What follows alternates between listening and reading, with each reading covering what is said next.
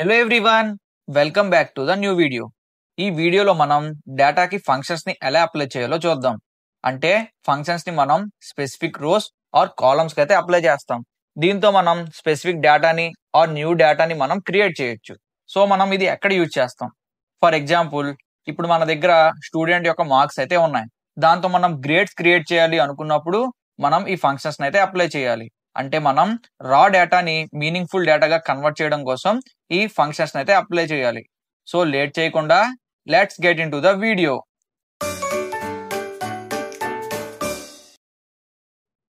So మన first step వచ్చేసి pandas అయితే ఇంపోర్ట్ చేసుకోవాలి.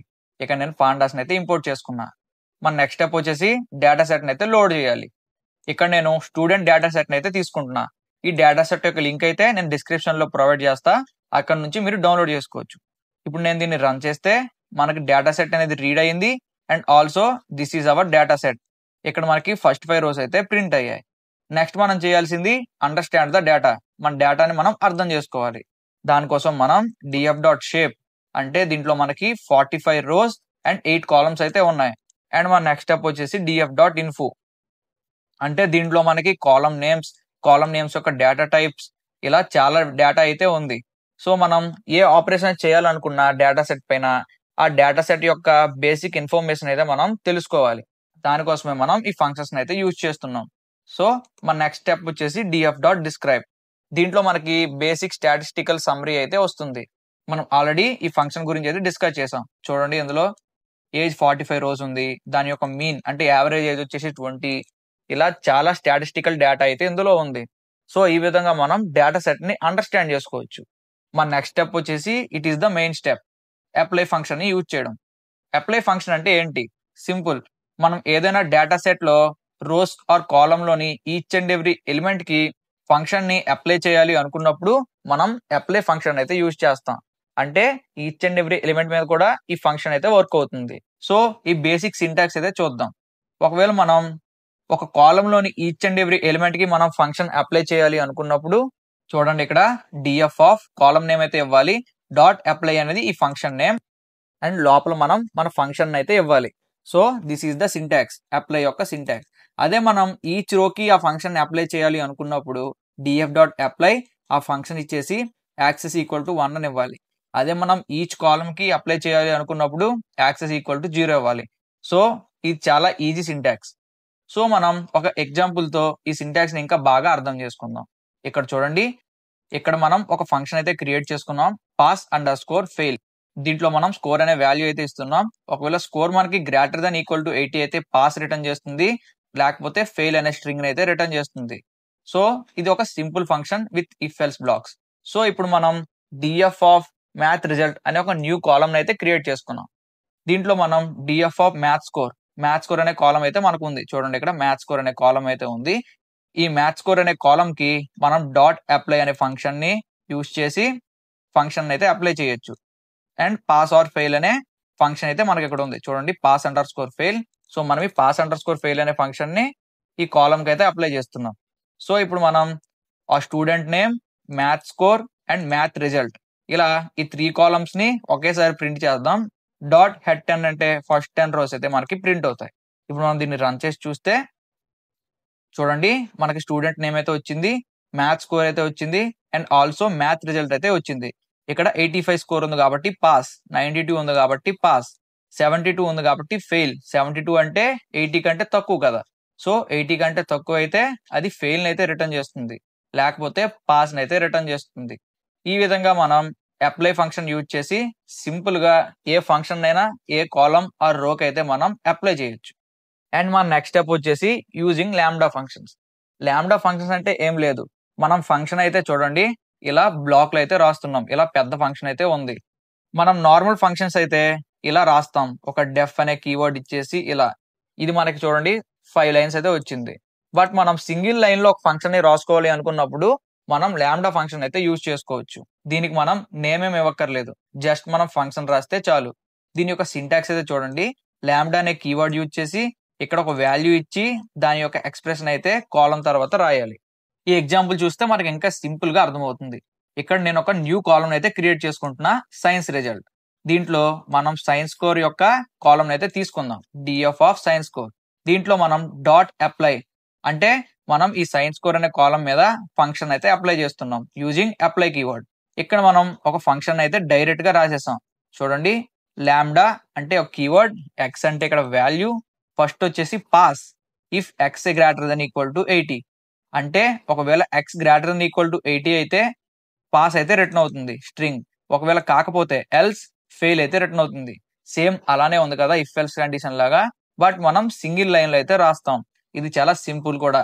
సో ఒకవేళ మనం చిన్న చిన్న ఫంక్షన్స్ రాసుకోవాలనుకుంటే ఈ లాంబ్డా ఫంక్షన్స్ యూజ్ చేయడం చాలా ఈజీ, వీటినే మనం యూజ్ చేయొచ్చు.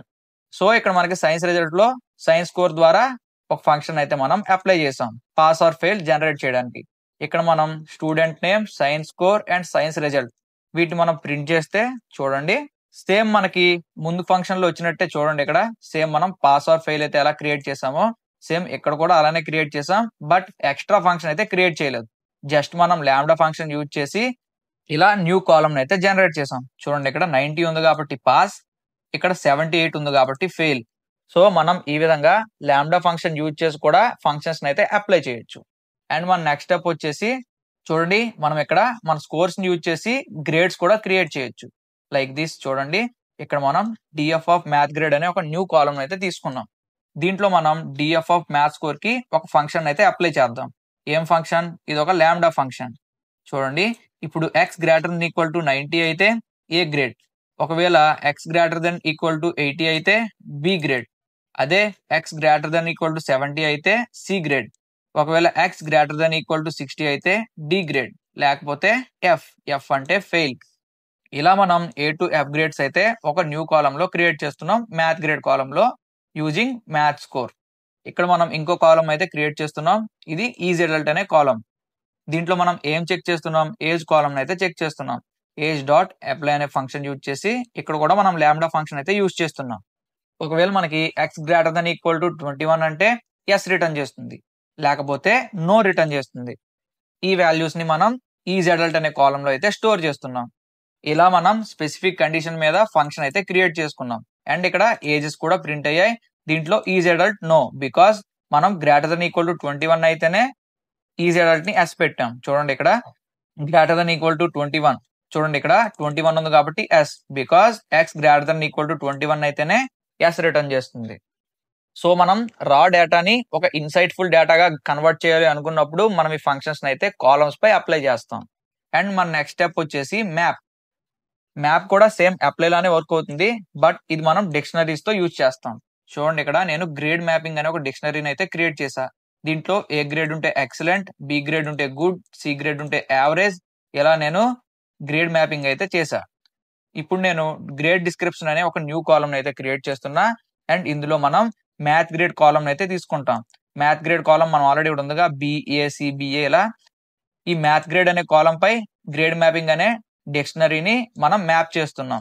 సో ఇప్పుడు మనం student name, math grade and grade description ఇప్పుడు మనం కొత్తగా క్రియేట్ చేసాం కదా ఈ కాలమ్ ని. ఇప్పుడు ఈ మూడింటిని మనం ఒకసారి ప్రింట్ చేసి చూస్తే చూడండి, బి గ్రేడ్ ఉంటే గుడ్, ఏ గ్రేడ్ ఉంటే ఎక్సలెంట్, సి గ్రేడ్ ఉంటే యావరేజ్, ఇలా మనకి గ్రేడ్ మ్యాపింగ్ డిక్షనరీలో ఏ వాల్యూస్ అయితే ఉన్నాయో ఆ వాల్యూస్ ఇక్కడ మ్యాప్ అయిపోయాయి.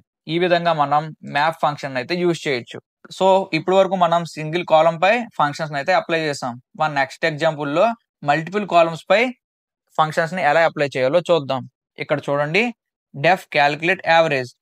మనం యావరేజ్ క్యాలిక్యులేట్ చేయడానికి ఒక ఫంక్షన్ అయితే రాసుకున్నాం. ఇందులో మనం ఒక రో వాల్యూ అయితే ఇవ్వాలి. రో అంటే ఒక స్టూడెంట్.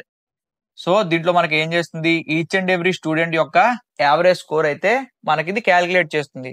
ఎలా? అతని maths score, science score and English score ఆ మూడింటిని ప్లస్ చేసి దాన్ని డివైడెడ్ బై 3 చేస్తుంది ఈచ్ అండ్ ఎవ్రీ స్టూడెంట్ కి. సో మనకి ఇలా యావరేజ్ స్కోర్ అయితే క్యాలిక్యులేట్ అవుతుంది. ఇప్పుడు మనం యావరేజ్ స్కోర్ అనే ఒక న్యూ కాలమ్ ని క్రియేట్ చేసుకుని DF dot apply calculate average access equal to 1 అంటే మనం ఈచ్ అండ్ ఎవ్రీ రోకి ఈ ఫంక్షన్ అయితే అప్లై చేస్తున్నాం. సో అందుకే మనం యాక్సెస్ ఈక్వల్ టు 1 అని అయితే పెట్టుకున్నాం.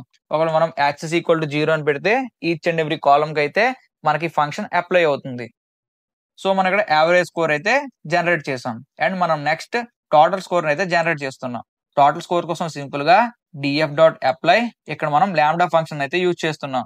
లాంబ్డా ఫంక్షన్ లో రో అనే వాల్యూని ఇచ్చి, అంటే ఫర్ ఎవ్రీ స్టూడెంట్ మనం ఈ 3 స్కోర్స్ ని కలిపేసి దాన్ని మనం టోటల్ స్కోర్ అనే కాలమ్ లో క్రియేట్ చేస్తున్నాం. లైక్ ఇప్పుడు మనం for each and every student maths score, science score plus English score ఇలా ఈ మూడింటిని యాడ్ చేస్తే మనకి టోటల్ స్కోర్ అయితే వస్తుంది. ఆ టోటల్ స్కోర్ ని మనం ఈ కొత్త కాలంలో అయితే సేవ్ చేస్తున్నాం. యాక్సెస్ ఈక్వల్ టు 1 అంటే మనకి ఈచ్ అండ్ ఎవ్రీ రోకి ఈ ఫంక్షన్ అయితే అప్లై అవుతుంది. సో మనం లాస్ట్ కి student name, maths score, science score, English score, average score and total score వీటన్నిటిని మనం ఒకసారి ప్రింట్ చేసి చూద్దాం. చూడండి ఇక్కడ ఈచ్ అండ్ ఎవ్రీ స్కోర్ అయితే మనకి ప్రింట్ అయింది. యావరేజ్ స్కోర్ మనకి 87.66, 85.33 ఇలా ఈ మూడింటిని సమ్ చేసి డివైడెడ్ బై 3 చేస్తే మనకి యావరేజ్ స్కోర్ అయితే ప్రింట్ అయింది. And also total score. Total score అంటే ఈ 3 స్కోర్స్ ని టోటల్ చేస్తే మనకి టోటల్ స్కోర్ అయితే జనరేట్ అయింది. ఈ విధంగా మనం మల్టిపుల్ కాలమ్స్ కూడా ఫంక్షన్స్ అయితే అప్లై చేయొచ్చు. So this is all about applying the functions. Every వీడియోలోనే ఈ వీడియోలో కూడా మనకి ప్రాక్టీస్ క్వశ్చన్స్ అయితే ఉన్నాయి. ఇదే మీ ఎక్సర్సైజ్ లో ఉన్న ప్రాక్టీస్ క్వశ్చన్స్. వీటిని సాల్వ్ చేయడానికి ట్రై చేయండి. ఒకవేళ మీకు ఆన్సర్స్ కావాలంటే నేను డిస్క్రిప్షన్ లో లింక్ అయితే ప్రొవైడ్ చేస్తా. అక్కడ నుంచి మీరు ఆన్సర్స్ ని యాక్సెస్ చేయొచ్చు. ఈ వీడియో మీరు ఇంతవరకు చూసారంటే మీకు క్లియర్ గా అర్థమైందని అనుకుంటున్నా. మా కంటెంట్ మీకు ఇన్ఫర్మేటివ్ గా అనిపిస్తే లైక్, షేర్ అండ్ సబ్స్క్రైబ్ చేయండి. డౌట్స్ ఏమైనా ఉంటే కామెంట్స్ లో అడగండి. నెక్స్ట్ వీడియోలో మళ్ళీ కలుద్దాం.